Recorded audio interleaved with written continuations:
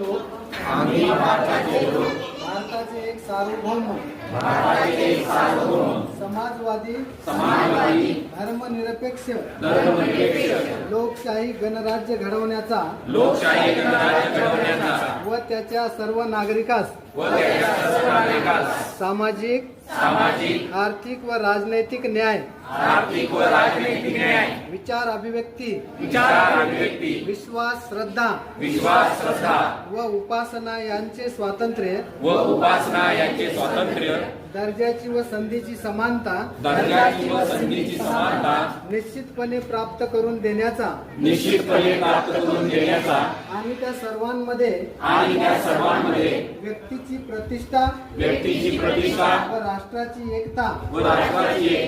आणि एकात्मता यांचे आश्वासन देणारी बंधुता प्रवर्धित करण्याचा संकल्पपूर्वक निर्धार करून आमच्या संविधान सभेत